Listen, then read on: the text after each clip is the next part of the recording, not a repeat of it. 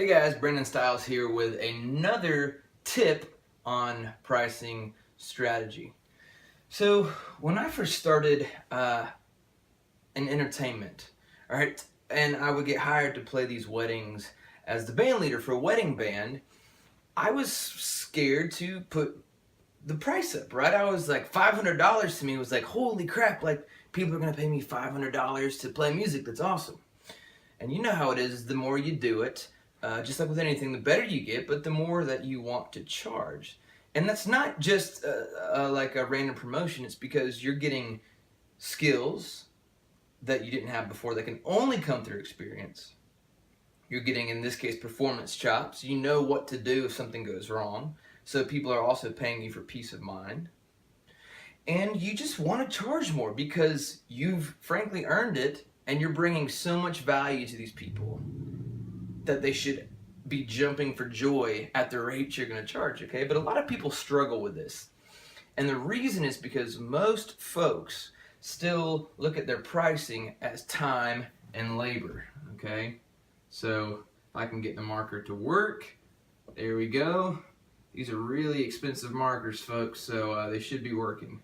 So most people look at time and labor for their asset. So let's say if I was a web designer, and I do web design, so that's good for me. So you go up to someone and you say, well, hey man, the website is going to be $3,500 for like a simple 1-2 page thing.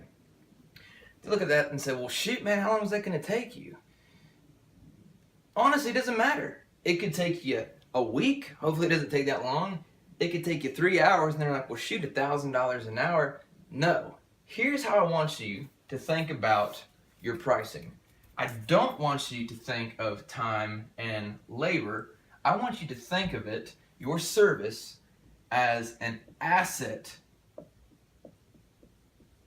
that you're creating for someone. This changed my whole mentality for the high prices for wedding entertainment. Because it wasn't just like, all right, we've got 5 musicians times 3 hours, we've got to set up a sound system. Once I realized that I was actually creating an asset, now in this case it's a little abstract, it's more of a memory, it's more assurance that things go correctly and flow well and they're paying for experience. But let's say with the website, now if you're designing a website that just kind of acts like a brochure or whatever, then yeah, it's just time and labor. But when you go into it with the mindset, you're creating an asset for someone. And that by creating this website, or by doing this branding, or by setting up this software, or by writing this code, or writing this copy, you're creating something that the company that's hiring you can use on and on and on and on. It's an evergreen asset. So what if they go on to make, shoot, $100K off the service, and then they paid you $3,500? Well, essentially they're just buying money at a discount. It's a Dan Kennedy thing, buying money at a discount.